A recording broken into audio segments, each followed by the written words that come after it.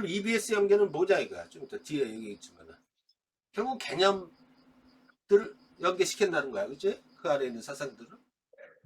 근데 제한된 시간 안에 봐야 되니까 오히려 관련한 개념, 그 배경 지식을 확장하는 게 되게 유리할 수 있겠지, 그치? 그런 거야.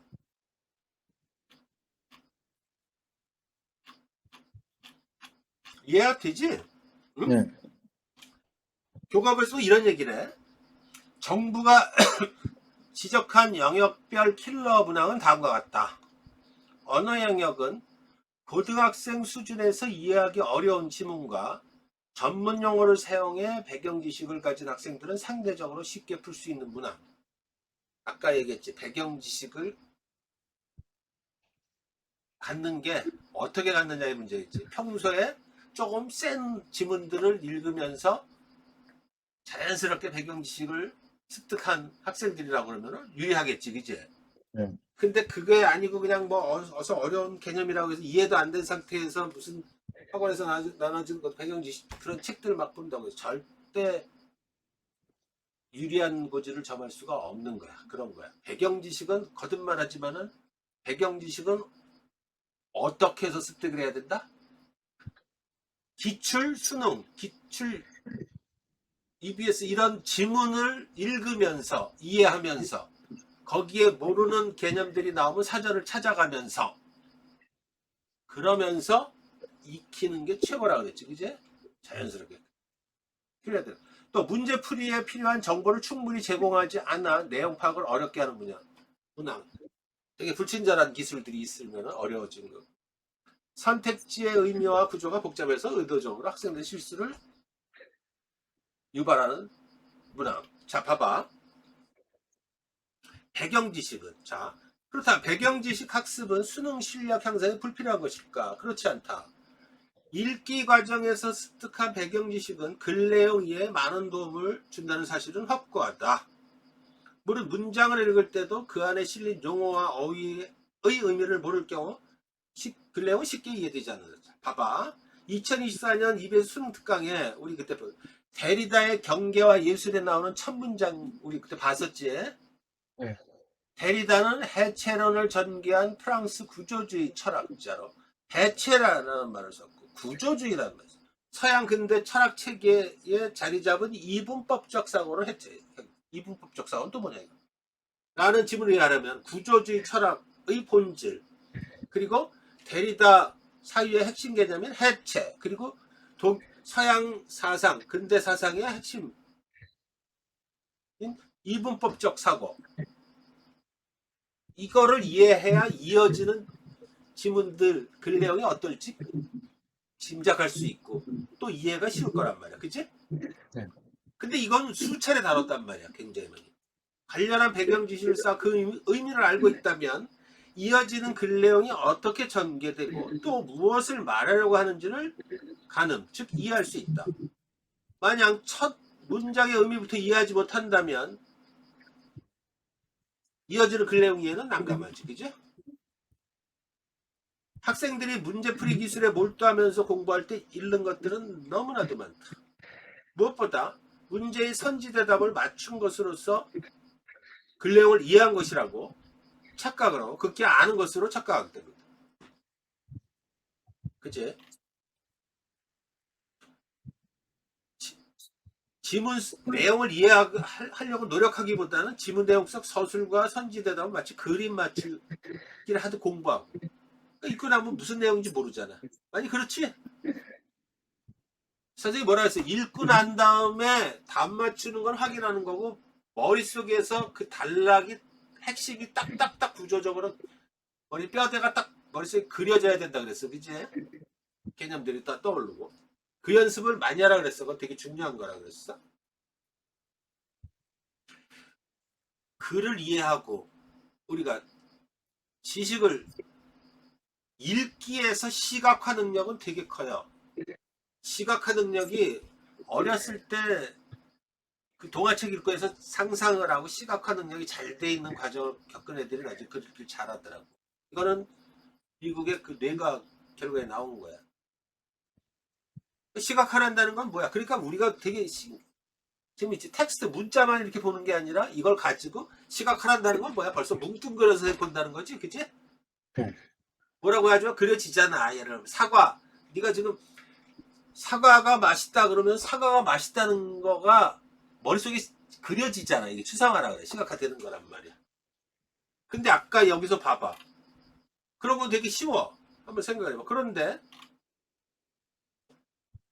데리다는 해체론을 전개한 프랑스 구조주의 철학자로 서양 근대 철학 체계에 자리 잡은 이분법적 사고를 해체하려고 했다.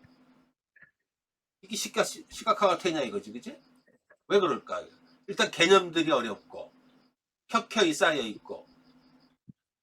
근데 여기서 구조주의의 개념을 알고 있고, 그래서 구조주의 개념 여기서 이거를 이 구조주의 해체 이분법적 사고 이런 개념들을 우리가 먼저 잘 이해했다면은 뭔진 몰라도 데리다는 해체 이분법적 서양의 이분법적 정신과 육체 뭐 이런 어떤 주체와 객체 이런 식으로 편가르기 하는 이분법적 사고의 해체를 통해서 무언가에 더 큰 그 무엇을 추구했구나 이렇게 이해가 될 수 있는 거지, 그치? 네. 그런 것들이 구조주의적인 사고다 뭐 이런 추상화라는 게 좀 이따 설명해 그런 거란 말이야.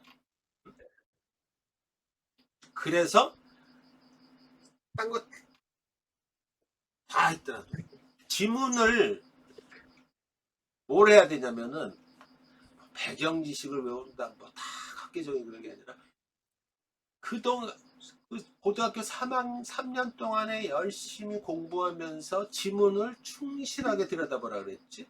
지문을 읽으면서 자꾸 내용을 뭉뚱그리고 핵심을 파악하려고 그러고 모르는 개념이 있으면 찾아보고 이런 과정에서 머릿속에서 핵심을 추려내서 시각화를 해보고 이런 과정들, 그치?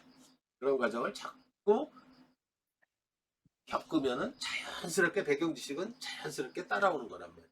근데 많은 학생들이 배경식 따르고 무슨 읽기 따르고 뭐 따르고 그런 개념이 아니라는 거야, 그지? 실제로 한번 들여다 봐봐. 그동안의 기출 문제 보면은 정말 많은 내용이 들어가 있단 말이야, 알겠지?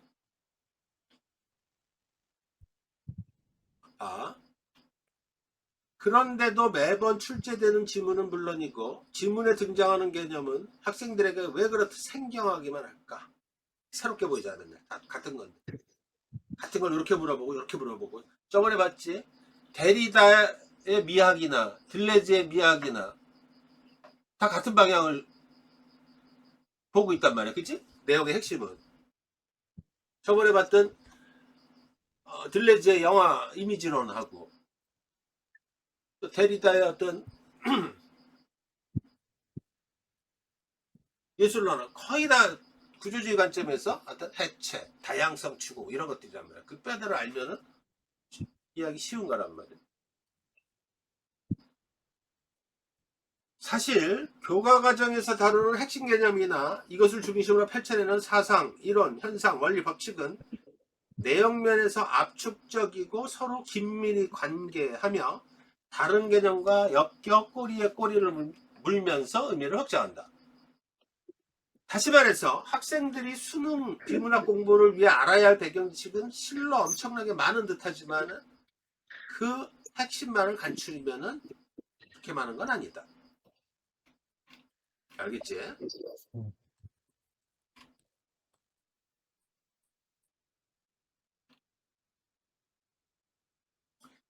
수능 비문학 지문은 교과 과정에서 학습하는 주된 사상이나 이론, 개념에 대해서 이를 사상가가 제시하는 핵심 개념에 담아 글 내용으로 엮는다. 예를 들어 시차를 두고 출제된 어떤 지문이 비록 같은 주제를 다루고 있을지라도 그 주제의 연장선에서 제재와 화제를 달리하면서 글 내용을 구성하는 것이 일반적이다. 이게 왜 중요하냐? 첫째, 앞서 말했듯이 학생들이 학습에서 꼭 알고 있어야 하는 주된 사상이나 핵심 개념은 제한적이지만 이것들이 서로 얽히고 설키며 글 내용의 의미를 달리하는 거야. 알겠어? 네. 무릇 하늘 아래 새로운 것이 없다라고 했듯이 개념이나 사상은 발명이 아닌 일종의 발견이다. 무슨 뜻이냐면은 사상가들은 선대의 사상가가 제기한 이론이나 사상을 때로는 확장 발전시키면서 또 때로는 비판적으로 해석해서 나름의 독특한 이론이나 사상으로 거듭나게 하면서 또 때로는 다른 사상이나 이론에 접목하여 확대 재생산을 하면서 또 때로는 다른 분야에 적용하면서 응용 발전시켜 자신만의 독특한 생각 체계를 만들어내는 거야. 다 연결돼 있다는 거지, 그지? 세상 지식과 인류 지성은 그렇게 해서 발전을 거듭해왔는데 학생들이 비문학 지문을 읽고 그 내용을 이해한다는 것은 곧 이들 사상가의 생각을 담은 개념의 차이를 발견하는 것이라고 할 수 있다. 그 차이는 제재와 화제를 담은 핵심 개념을 따라 펼쳐진다. 따라서 학생들이 그 내용을 이해하려면 무엇보다 사상과 사상, 이론과 이론, 개념과 개념의 관계를 살펴야 돼. 알겠지, 그제? 그래서 비교하고 분석하고 분류하고 이를 위해서는 무엇보다 기본 개념의 이해에 충실해야 한다. 거듭거듭 강조하지만 개념과 사상은 주제와 제재를 달리하면서 계속 반복 출시해야 되는 거야. 그러니까 특히 EBS는 연계된다 그랬잖아. 그러니까 EBS에 나오는 지문 전부 이해를 해야 되고 개념도 확장을 해야 되고 선생님 그거 해주잖아, 그제? 다음 시간에는 특히 언어 철학, 논리학 이런 것들은 어려워. 과학 그런 것들은 어떻게 읽어야 되는지, 그제? 그것도 똑같은 거야. 여기 있네, 아까 여기. 이것을 확인하는 건 어렵지 않다. 2024년 EBS 수능 특강 페이지 31 글 내용은 데리다의 해체, 우리 공부했으니까 이해 떠올려봐. 해체의 미학을 담은 것이고 페이지 67의 지문나 내용은 들레즈의 이미지 영화론을 소개하는 글이다. 아까 두 철학자 모두 현대 구조주의 사상을 펼친 사상가로서 그 지향점이 같다. 따라서 비록 두 지문은 각기 다른 제재를 담은 것이지만 사상의 흐름이란 내용면에서는 같다. 그제? 만약 배경 지식을 잘 쌓은 학생이라면 글을 읽어 이것을 떠올리는 것만으로도 글 내용의 핵심은 물론이고 중심 문장을 찾는 것은 그리 어렵지 않을 것이고 또 다른 제재와 맞닥뜨려도 당황하지 않고 지문 내용을 이해, 분석할 수 있을 것이다. 알겠지?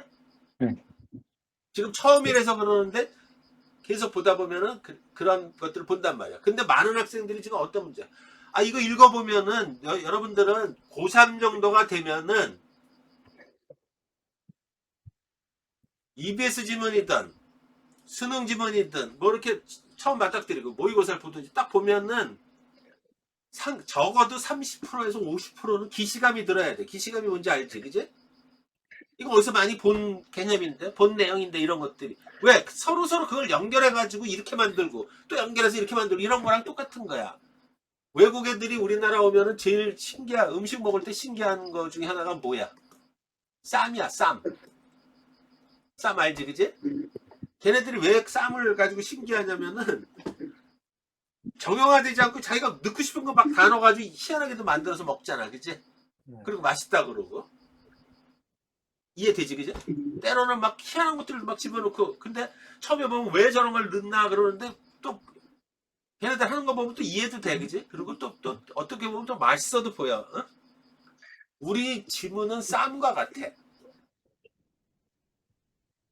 일단 식탁에 올라오는 거 보면 다 있지. 자, 뭐가 있어? 식탁에 올라오는 거. 쌈쌀 재료가 있지. 뭐야, 그거 뭐. 상치가 있든지, 깻잎이 있든지, 뭐, 있잖아. 그치? 그리고 거기에 무슨 쌈장도 있고, 그 다음에 파도 있고, 고기도 있고, 뭣도 있고, 다 있잖아. 그치? 우리 삼겹살을 할 때는 어떻게 해? 쌈장, 아니, 뭐야, 상치에다가 삼겹살 올리고 파절임 올리고 뭐 거기다가 뭐 마늘도 넣고 고추도 넣고 뭐 이래가지고 싸서 먹잖아, 그지? 근데 이게 갑자기 그렇게 먹다가 아 이게 상치가 질렸어. 그러니까 깻잎을 써. 그럼 주제가 바뀐 거야, 그지? 그지 따지면은 그러다가 삼겹살 말고 다른 걸 넣어 또, 그지? 거기다가 뭐 무슨 뭐 젓갈 있으면 젓갈도 넣을 수가 있고 그 안에 들어가는 개념도 다르고 제재가 다르고 뭐 그런 건데 결국은 보면은 쌈이라는 개념 범주에 포섭이 되고, 또는 그 안에 들어가는 고기는 그걸 또 분석을 해보면 나오잖아, 그지? 결국은 뭐냐면 그 안에 알맹이들은 다 거의 딱 정해져 있어. 삼겹살, 그 다음에 상치든 뭐든 이런 게 있고, 나머지는 알아서 막 바뀌고 막 그러는 거야. 그게 되게 전혀 다른 것 같지만 다 쌈이라고, 다 찬찬히 들어보면 우린 그걸 쌈이라고 그러고 다 이해를 하고 막 이런 거잖아, 그치? 음. 비유가 거칠지만은 여러분들이 너희가 볼 때 전혀 다른 지문인 것 같은데 찬찬히 들여다보면은 상당 부분이 포개지는 거야, 그치? 어? 예를 들어서 어떤 문제를 봤더니 굉장히 어려운 것 같은데 보니까 저번에 한 지문인가 봤더니 지각에 대해서 얘기를 하면서 굉장히 어려운 킬러 문항이라고 뒤에 있을 거야. 이걸 고등학교에서 저번에 한번 봤지. 로렌즈의 확장인지 이론에 대해서 막 나오고 막 굉장히 어렵고 막 이러는데, 이것도 핵심으로 들어가 버리면은 심적 상태, 우리 마음의 상태가 안에서 일어나는 거냐, 바깥의 대상까지도 확장이 되는 거냐, 뭐 이런 거 가지고 막 얘기를 하는 거야. 결국은 인식론의 문제고 또 어렵죠. 이걸 저 비유가 들기는 좀 이따가죠. 그렇지만 그러니까 그런 내용들을 잘 따져보면은 거의 뭐냐면, 예를 들어서 국어, 수능, 국어, 비문학 지문 중에서 범주를 한번 좁혀보자고, 인문 철학에 대한 지문이 들어가 있었어. 그렇게 치자고. 봤더니 그거를 쭉 따져 들어가 보면은 인식론, 지식에 대한, 알에 대한 부분인지, 또는 세상을 어떻게 구성되어 있는지, 존재론에 대한 부분인지, 또는 윤리학에 대한 부분, 가치론에 대한 부분인지, 이런 걸로 일단 분리가 돼. 그러면 인식론에 대한 부분이라고 또 보면은 거기에 대해서 어떤 지각에 대한 부분, 이렇게 좀 이게 다 포개지는 거야. 그러면 거기에 맞는 언어 개념들이 다 있단 말이야, 그지? 상위 개념, 하위 개념, 이게 다 연결이 다 되게 돼 있어요. 그러니까 처음에 보면은 여러분들 아까도 뭐 해체 나오고 구조주의 나오고 뭐 서양의 이분법적 사고 나오고 어쩌고 저쩌고 하는, 일단 한 문장에 어려운 단어, 개념 단어가 굉장히 많아. 예를 들어서 그 글을, 아까 그 문장을 중학교 1학년 학생이 딱 읽으면 뒤집어지는 거야. 뭔 소리 하는 거야, 뭐 이런 거야, 그치? 네. 그런데 그걸 공부하면서 읽다 보니까 구조주의라는 철학에 대해서 사상의 핵심, 해체의 의미, 이분법적 사고, 이런 거를 다른 지문 통해서 막 봤단 말이야. 그러면 그게 뭐하지, 그 한 문장은 바로 이해가 된단 말이야. 그치? 거듭 얘기해. 배경 지식은 꼭 필요해, 공부할 때. 그런데 핵심은 뭐다? 배경 지식을 쓸데없이 따로따로 보는 짓은 바보 짓이야. 어떤 짓이 바보 짓이냐? 예를 들어 사전, 처음부터 끝까지 사전 찾아서 보면 그 아무짝에 소용없는 얘기지, 그치? 네. 사전은 어떨 때 쓰는 거야? 공부하다 모르는 거 있으면 찾아보는 정도란 말이야, 그치? 활용할 수 있는 거란 말이야. 근데 배경 지식 공부한답시고 사전 찾아서 사전 가지고 공부하듯이 그런 바보 짓을 하고 있는 거야. 배경 지식은 뭐를 통해서 얻어야 된다? 지문, 기출 지문 가지고, 그제? 네. 체계적으로. 그런데 그 안에 보면은 어려운 내용, 또 생각을 더 확장을 해야 되고, 그걸 도와줄 수 있는 보조교재가 있단 말이야, 그치? 선생님, 예를 들면 선생님 쓴 배경 지식 이런 거 다 모아놓은 것들이 그런 것들이란 말이야, 그치? 네. 배경 지식 책을 썼다고 이 책 가지고 달달 공부해봤자 아무 생각에 소용이 없는 거란 말이야. 순서가 틀린 거야. 지문을 봐, 지문을. 비문학 지문 이런 걸 다 본단 말이야. 거기서 궁금해. 뭐 나왔는데 뭔가 중요한 개념인 것 같아. 이분법적 사고. 그럼 여기서 막 찾아보면 되겠지. 그지? 네. 그렇게 해서 이게 이렇게 확장이 되는구나 사고가. 또는 이게 이런 의미구나. 그 핵심은 이거구나. 이런 것들을 이해하면서 사고를 넓히는 거야. 그게 배경지식의 본질이야. 이해. 그치? 네. 그렇게 되면은 어떤 지문이 오더라도 당황하지 않고 찬찬히 찾아보 이게 이해기구나 이런 걸 찾을 수가 있는 거란 말이야. 알겠지? 자, 중요한 거를 내가 얘기를 해주려고 그래.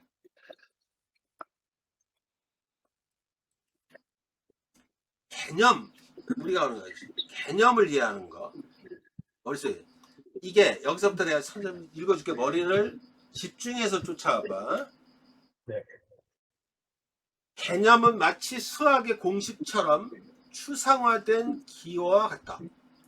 추상화라는 것은 사물 또는 현상에서 어떤 요소, 측면, 성질을 추출하여 파악하는 것으로 어떤 대상이나 사물, 현상 전체에서 공통된 성질을 뽑아 이름을 붙이는 것 역시 추상화를 할 수 있다. 수학은 사물의 본질을 파악하기 위해 계열을 세워서 사물이나 현상에 관해 생각해 나가는 힘을 키우는 학문으로 구체적인 예, 즉 수학적 수식 각각의 공통되는 성질이 문자로 표현되면 그 안에 감추어진 본질은 일목요연하게 드러난다. 이것을 피타고라스 정리를 예로 들면 이것은 직각 삼각형의 세 변의 길이 중 두 변을 알고 있으면 나머지 한 변의 길이를 계산할 수 있다라는 개념. 이게 정의야. 그치? 네. A제곱 플러스 B제곱은 C제곱이라는 수식으로 명확히 표현되면서 그 본질이 드러난다. 우리가 A제곱 플러스 B제곱 C제곱이라는 개념, 이거 기호로 다 딱 돼 있어. 이걸 보고선 뭐가 떠올라? 피타고라스 정리가 먼저 떠올라. 그치? 개념이? 그리고 그 개념의 정의를 우리는 머릿속에서 알게 돼. 얘가 추상화된 거지. 그치? 이게 추상화된 거잖아. 기호로서. 그치? 이걸 가지고 딱 보는 순간 우리는 피타고라스 정리에 대한 개념 정의부터 해서 구체화적으로 떠오를 수가 있지. 그치? 추상화와 구체화는 따로 갈 수 있는 게 아니란 말이야. 개념 어려운 세상의 어떤 이치 이런 것들을 우리 알기에서는 딱 추상화시킨 다음에 얘를 다시 체계적으로 구체화시켜버린단 말이야. 이게 수학이야. 그래서 수학은 공식으로 따서 딱 서술 순서가 딱 정해져 있잖아. 그치? 그래서 요즘은 글 읽기는 다 수학적인 거야. 수학 잘하는 애들이 국어 잘해. 그래서 체계적인 거야. 이집트 피라미드 건물이 건축 그 오랜 세월 동안 훼손되지 않고 보존된 이유가 바로 피타고라스 정리를 건축본고에 사용하는 때문으로. 다시 말하지만은 무언가를 올바르게 추상화할 수 있는 능력이란 곧 본질을 간파하는 능력으로 추상화 머릿속에 시각할 말이에요. 수능국어 비문학에서 등장하는 핵심 개념은 사상가의 핵심 사유, 즉 본질을 담은 것이라 할 수 있다. 예를 들어 잘 봐. 많은 사람이 버스와 전철을 갈아타고 회사에 출근한다라는 사실에서 이런 문장이 있다. 버스와 전철을 추상화하면 뭐가 돼? 둘은 불특정 다수의 사람이 이용하는 교통수단이라는 의미의 추상화가 만들어지지. 그지? 알겠어? 그래서 네. 대중교통수단이란 개념으로 머릿속에 형상화되는 거야. 그래서 네가 대중교통수단이라 그러면 벌써 뭔가 머릿속에 나오지. 불특정 다수들이 이용하는 말 그대로 교통수단이란 말이야. 그지? 이해되니? 네. 지문 독해에서 추상화 능력은 아주 중요해. 그래서 텍스트를 논리적으로 독해하기 위해서는, 다시 말해 텍스트의 의미를 정확히 파악하기 위해서는 구체적인 사실을 추상하는 능력을 키워야 하는데, 이것은 수학처럼 추상화 능력을 통해 본질에 접근할 수 있는 지적 역량을 키우는 데 할 수 있다. 문장 딱 각각 이렇게 복잡한 거를 갖다가 딱 본질을 파악해. 그러면 얘는 뭐 이렇게 딱 나오잖아. 그치? 근데 그러니까 뭐야, 글을 뭉뚱그려야 돼. 선생님 같은 경우 문장이 막 복잡하게 다 읽고 나서 얘를 한 마디, 한 단어, 한 서술, 한 문장으로 딱 하잖아. 그치? 이게 추상화의 능력이란 말이야. 근데 그러지 않으면 뭐야? 글이 제각각이고 무슨 내용인지 하나도 모르고 글 안에서 미로 속에 헤매는 거잖아. 그거야, 그거. 문자를 숫자처럼 다루게 되면, 문자를 숫자처럼 다루게 되면은 학생들은 사물을 추상하기 위한 아주 강력한 무기를 손에 넣는 것 같다. 이를테면 문장이나 글 내용의 핵심을 머릿속에서 도식화, 시각화 한다거나 복잡한 글 내용 한 장의 그림으로 시각화, 요약 정리하는 등으로 개념을 시각화하는 것은 글 내용이 아주 중요하다. 지문 네가 연습하는 거 뭐야? 5, 6달락, 4, 5달락 있는 걸 쭉 읽고 핵심 뼈대들을 타서 머릿속에 딱 시각화를 하면은 어떤 주제로 어떤 개념 어떤 내용으로 어떻게 해서 이어지고 있는지를 다 볼 수 있지, 그치? 그 연습을 많이 해야 되는 거야. 그러면은 글이 어떤 의미를 가지고 어떤 식으로 전개되고 있고 무엇을 말하고 있고 그런 거란 말이야. 알겠지, 그치? 네. 그 연습을 해야 돼. 더군다나 수능이라는 제한된 시간 안에 문제를 풀어야 되기 때문에. 그러니까 이거는 경제성의 원리에서도 되게 중요한 거야. 학생들이 국어 문제, 비문학 문제 풀 때 어디서 낭패를 겪냐면은 글 내용을 이해하지 않고 그림 맞추듯이 가기 때문에 어디에서 자빠지냐면 글이 복잡할 때. 그러니까 어려운 게 아니라 복잡한 거야. 복잡한 거. 어렵다는 게 우리 어렵다고 하잖아. 그럼 복잡하죠. 되게 재밌는 게 말이야. 얼마 전에 TV를 보니까 그 유명한 그 이원복인가? 유명한 그 중국 요리 그 명인이 TV에 잘 나오더라고. 그 양반이 하는 말이 그게 다 경험에서 우러나오는 거예요. 음식은 되게 재밌대. 짜면 짜다 그러는데 싱거우면 맛없다 그런대. 이 얘기 뒤집어 얘기하면은 그래서 바깥에 사 먹는 음식이 되게 자극적인 거야. 단짠 막 이러고 막 그런 거잖아, 그지? 그런데 되게 그 소리를 듣고 참 적절한 비유다 그랬어. 싱거우면 맛이 없다 그런데 사람들은 말 되는 거잖아, 그지? 무슨 얘기를 하려고 그럴까? 지금 선생님이 이걸 가지고 지금 보면은 글 읽기에서 보면은 어떤 얘기를 하고 싶은 걸까? 어?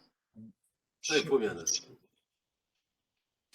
그러니까 싱거우면 맛없다 그러듯이 여러분들이 이렇게 글을 읽잖아. 그러면은 설명글은 특히 수능에서 이 지문은 물론 사설 이런 건 없는 거죠. 정말 다듬고 다듬어요. 그래서 글쓴이 출제자는 자기가 글을 만들질 않아. 그런 위험 부담을 겪질 않아. 그 어려운 개념을 함부로 쓸 수 없어. 그래서 유명한 고전, 명저 또는 논문 이런 데서 발췌해가지고 다듬는 거야. 어려운 단어는 학생 수준에 맞게 순화하고 문맥이 잘 통하게 글을 잘 배열하고 다듬고 이런 거란 말이야. 아주 체계적으로. 물론 개념은 어렵다. 그러니까 그 수능 지문의 본질은 뭐냐면은 교과 과정의 학습을 무난하게 배운 학생들이라 그러면은 찬찬히 읽어서 이해 못할 내용이 들어가면 안 되는 거야. 킬러 문항 같은 경우는 그런 거를 위배했잖아. 어? 그러니까 수능 비문학 지문은 기본적으로 설명글이고 시험을 위한 거기 때문에 이해가 안 간다 그러면 그건 문제가 있는 거야. 찬찬히 읽으면. 그런데 학생들이 진짜 이해가 안 가. 왜 그럴까? 그럼 복잡한 거야. 문장, 글을 어떻게 읽었기 때문에 이해하려고 그러는 게 아니라 그림 맞추듯이 화투짝 맞추듯이 했기 때문에 그 의미를 모르는 거야. 덩어리의 의미를 모르는 거고. 어떤 문장이 이만큼 문장과 문장이 결합해서 더 큰 의미 이런 것들을 내오는 줄 모르는 거란 말이야. 선생님이 아주 자주 드는 그 예를 하나 줬잖아. 카테고리 오류라고, 그치? 할머니가 시골에서 손자 다니는 대학을 보러 와가지고 손자는 할머니한테 여기는 도서관이고 여기는 학생회관이고 여긴 정문이고 어쩌고 저쩌고 막 설명했더니 할머니가 그래 잘 봤다. 그런데 네가 다니는 대학은 어디냐? 이걸 범죄의 오류라 그러는 거야. 카테고리 오류라고. 그러니까 그 할머니는 무엇이다? 추상화를 할 줄 모르는 거야. 근데 너무 놀라운 사실이 뭔지 알아? 학생들한테 논술을 가르치고 국어를 가르치면서 느끼는 게 요즘 와서 공부가 어떻게 돌아갔는지 모르겠는데 이게 이렇게 되면 이 추상화의 능력이 거의 제로야, 제로 그냥. 그러니까 이런 질문을 많이 받아요.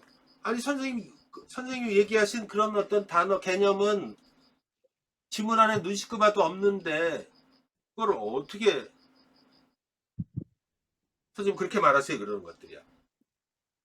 객관식에서 추상화의 능력, 추론 능력이라 그러지? 잘 묻지 않겠지만 킬러 문항 없어지면 추론 능력을 보다 세게 나오는 문제들이 나올 수도 있어. 의미를 파악을 하고 본질을 알아야 되고. 근데 그게 안 된단 말이야. 그런 연습을 못 하는 거라면. 글을 전체 읽어서 얘가 뭉뚱그리고. 그러니까 시험의 경제성의 원리를 봐서도 지문 안에 있는 내용을 모든 걸 기억을 하고 한다는 건 바보짓이야. 그러니까 뭐야? 뼈대를 알고 시각하게 머릿속에 딱 정립을 시키고 개념을 알고 전체 의미 구조를 알면은 뭐야? 아 이거는 몇 달락에 가서 어느 부분에서 확인을 하고 이렇게 그게 시험이야, 그지? 지금 보는 알겠지? 그러니까 그런 연습을 해와야 되는 거야. 본질에 접근하는 역량, 추상화를 통해서. 그 추상화라는 게 되게 아까도 얘기했잖아. A자승 플러스 B자승은 C자승이다. 피타고라스 정리.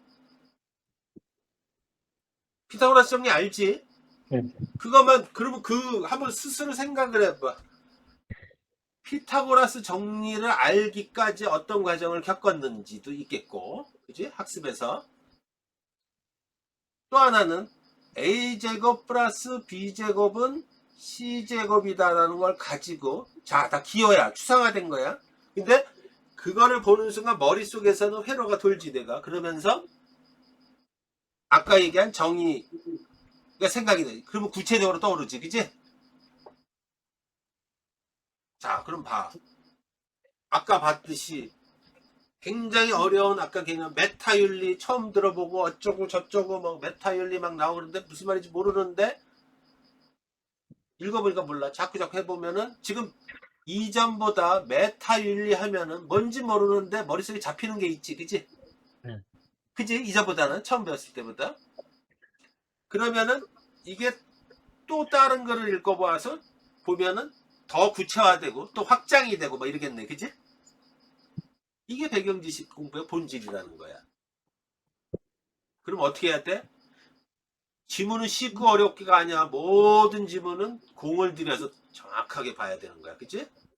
그러는 사이에 아까 추상화라는 게 뭐고 메타윤리라는 개념을 가지고 굉장히 어려운 상위 개념이고 메타윤리 뭔지 그 말은 되게 하기 어려운데 머릿속에 뭔가가 떠오르는 뭔가 있어. 그 시각에. 그치? 네.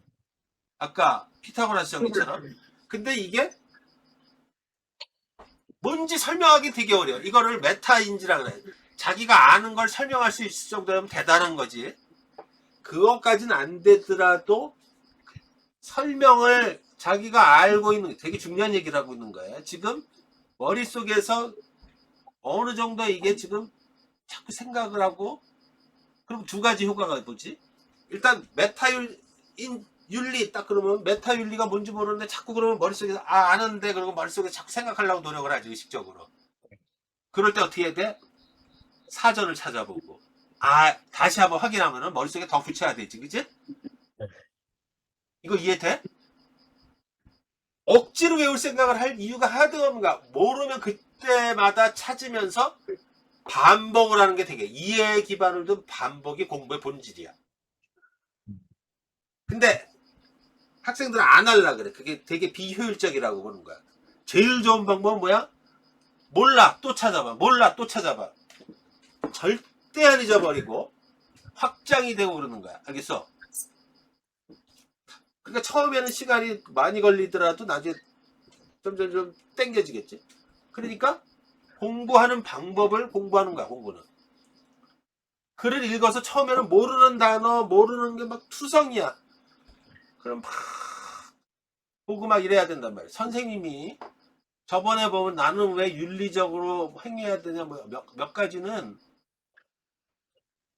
첫 보면 무슨 말인지 알아. 선생님 정도는 그지? 근데 이거를 글로서 설명하려면 글로 쓰는 게 너무너무 어려워. 말하는 거보다 그게 개념이야. 어려움은 아는 거 이게 설명하는 게 더 어려운 거야. 응? 근데 그게 머릿속에서 이미 아까 얘기한 그 중에 무의식적으로 이게 그걸 자꾸 반복을 하면 뭔가 들어가 있어. 이게 소프트하게 들어가 있어. 이게 되게 중요한 거야. 하드하게 딱 외워져서 들어가면 안 돼. 들어간 게 나와서 텍스트를 보면서 생각이 결합되면서 아 이게 그러면 자연스럽게 무의식이 작동을 해. 이게 뇌야 그게. 이게 이런 얘기구나. 그러니까 아까도 보면은 a제곱 플러스 b제곱 이퀄 c제곱이다 이러는 것들은 네가 어떻게 그거를 친숙해졌는지 봐봐. 굉장히 많이 다뤘기 때문에 그런 거야. 첫째, 그치? 네. 기본적인 거 많이 다룬 거야. 많이 다루고, 많이 풀어보고, 많이 생각해보고. 그런데 만약에 피타고라스 정리에 대해서 설명하라 그러면 어떻게 돼? 이거를 의외로 못하는 애들이 수학생 되게 많아. 왜 그럴까? 닥치고 문제만 풀어서 그런 거야. 알겠어? 닥치고 문제만 푸는 거야. 피타고라스 정리를 증명하는 방법이 굉장히 많아. 세상에는 방법이. 그거를 낑낑매고 한 학생들을 보면은 아무래도 잘 설명하겠지, 그치? 어? 학교에서 수학 서술 문제 잘하는 애들 보면은 한 문제 가지고 하루 종일 낑낑매는 애들도 있고 막 그래, 그치? 그리고 그 학생은 그 한 문제만 봤을까? 그거 문제 풀라고 주변에 걸 온 군데 걸 다 보면서 섭렵을 하는 거라고, 그치? 쭉쭉 넓혀가는 거야. 어떤 함수를 풀려고 그러는데 안 되니까 방정식 풀다가 또 봤다가 2차 함수 봤다가 막 여러 가지를 연결해가지고 막 푼단 말이에요. 그게 공부야. 개념도 똑같은 거야. 다 아까 얘기했지. 다 연결됐다 그랬잖아. 그치? 그러니까 어떻게 공부했는지를 보란 말이야. 그림 맞추듯이 막 갔으니까 이해 하나도 안 된 상태에서 본 거란 말이야. 이 수학력이 지금 무슨 말을 하는지 선생님이 이따 이거 줄 테니까 읽어보란 말이야. 알겠어? 이게 굉장히 중요한 거야. 국어력은 그것보다 수학력이야. 수학력. 알겠니? 국어력은 수학력이야. 그렇죠. 더군다나 현대의 철학은 너희들한테 되게 현대 언어 철학, 현대 윤리학, 현대 형이상학, 과학 철학 이런 것들은 거의 수학적인 과학적인 뭐를 공식 서술 풀듯이 딱딱딱 정립이 안 되면 이해가 안 되는 거야. 알겠어? 왜? 어느 순간부터 철학이 과학이 돼버린 거야. 수학이 돼버리고 분석 철학 이후로. 그렇게 해서 막 그래서 그 메타 윤리 나는 왜 윤리적으로 행해야 돼? 그거 막 말장난 같잖아, 그지? 그게 어? 굉장히. 응? 그 안에 보면 막 리던던시가 있다고 막 그 언어의 과잉이라고 그러고 막 그 얘기하잖아, 그지? 통화만 보기. 그 논리학적으로 그렇게 본 거란 말이야. 그게 옳고 그러면 낮은 문제고 거기에 딴지를 걸고 그러는 거란 말이야. 그 체계들을 다 보여야 되는 거야, 그지? 그래서 예를 들면 이런 거야. 플라톤의 형상과 진력 그때 봤지? 데카르트의 사유연장 이게 전혀 다른 얘기가 아니야. 세상의 어떤 이원론적인 세계관을 설명하기 위해서 플라톤은 형상과 진력, 본질과 실체와 어떤 진품과 가품에 대해 설명을 하면서 이걸 그대로 데카르트가 따라서 사유와 연장이라는 게 그러니까 형상 이퀄 사유고 진료 이퀄 연장 거의 같은 개념에서 얘기를 하는 개념만 다른 거라고. 근데 이게 다 정신과 물질의 관계에 대해서 얘기하는 거야. 그러니까 이런 것들이 막 켜켜이 쌓여 있어도 찾아보면 아 이게 이런 쪽으로 얘기를 하는 거고 이런 개념이 이게 안 되고 그림처럼 보면 전혀 다른 얘기가 돼버린다. 이해만 하면 되게 쉬운 부분이었는데 그래서 여기까지만. 이해력을 가로막는 게 뭐야? 지나치게 추상적이고 관념적인 거, 근래형이 복잡한 거, 생략된 부분이 많은 거, 완성도가 떨어지는 거. 근데 이런 부분들은 많이 고쳐질 것이고, 또 추론을 요구하는 거, 아까 메타 윤리에 관한 부분들, 이런 것들, 응?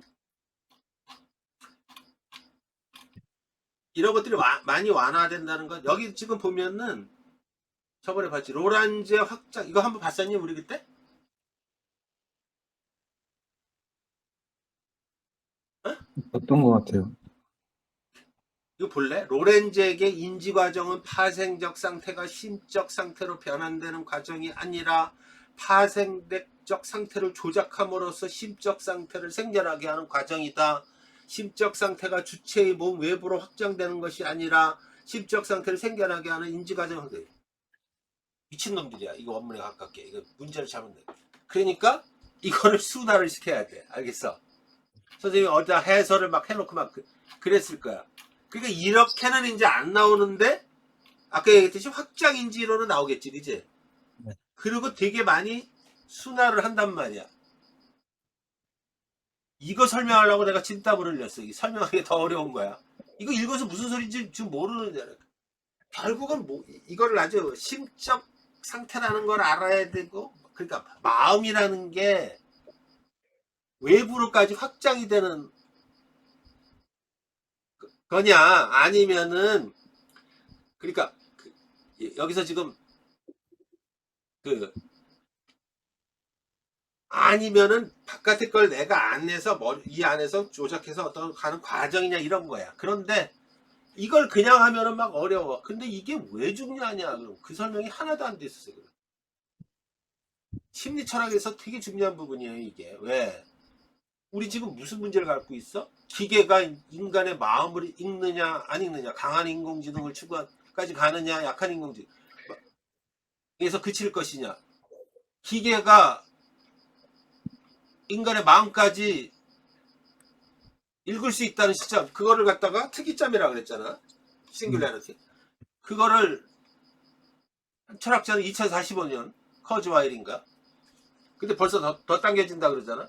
기계가 인간의 마음을 읽으면 벌써 기계라는 걸 그냥 인공지능만 생각하지 말고 이걸 차근차근 보면 예를 들어 이런 거야. 인간이 계산을 하는데 머릿속에서 하잖아, 그지? 네. 심적 과정이 머릿속에서 일어나잖아, 그지? 계산기를 두들겨. 계산대기에 있어. 계산기 바깥에 있는 전자계산기를 두들겨. 자, 요걸 그대로 놓고 보면은 인지 과정은 계산기 두들면 계산기 나온, 얘도 바깥에 기계잖아, 그지? 이렇게 바깥으로 확장이 되는 거냐? 이건 인공지능일 수도 있고, 그지? 아니면은 이 두들긴 것조차도 이 안에서의 의식작용이냐, 이 차를 가지고 지금 막 얘기를 하고 있어. 만약에 전자의 경우라 그러면 어떤 일이 벌어져? 외재적인 확장이 일어나고, 그러면 기계도 어디까지 갈 수 있어? 인간처럼 마음을 가질 수 있다고 갈 수 있지, 그지? 그런데 그게 아니라 모든 거는 내 의식에서, 얘는 하나의 도구에 불과하고 그냥 확장하는 과정이라고 생각하면은 기계는 명령에 그냥 기능주의 관점에 따라 수행하는 거고, 뭐 이런 거야. 이걸 설명하면서 정신철학에서의 기능주의, 동일론, 중국어방 사고 실험, 이거 막 계속 나오는 거야. 이런 것들이 그냥 뭔 소리라 그런 게 아니라 얘를 하나하나를 관통하는 게 무엇이고, 이거를 전체상을 이해를 하면은 이런 문장이 나오면은 일단은 설명하려고 원문에 되게 어려운데, 전체를 가지고 이해를 하면은 저번에 가지고 문제가 쉽게 풀려. 왜 그럴 수밖에 없을까? 지문 내용 어려운데 이것 자체를 가지고 말 장난처럼 그대로 이 지문을 그대로 갖다 집어넣고선 내가 자신 없는 거야. 굉장히 어렵기 때문에. 그렇기 때문에 큰 것만 얘기를 하는 거야. 저번에 그 메타인지하고 규범윤리도 뻔한 거잖아, 그지? 그 핵심만 얘기라고. 아무튼 굉장히 이거 읽어서 되게 성의 없는 거야, 그지? 수능에서 이러면 큰일 나. 응? 그리고 이런 걸 그래서 아까도 봤지. 킬러 문항이라는 게 결국은 뭐냐? 여기서 얘기한 거 이런 거. 지나치게 용어 어려운 거 많이 남발하고 글 내용이 이렇게 복잡하게 만들고 생략된 거 막 축약도 많고 완성도도 떨어지고 막 이런 것들이 켜켜이 쌓이는 그런 거야. 아마 그래서 이거를 굉장히 피고 다듬을 거라고. 그 자체가. 응? 그러기 위해서도 더 잘 이해하고 막 그래야 돼. 무슨 말인지 알겠죠?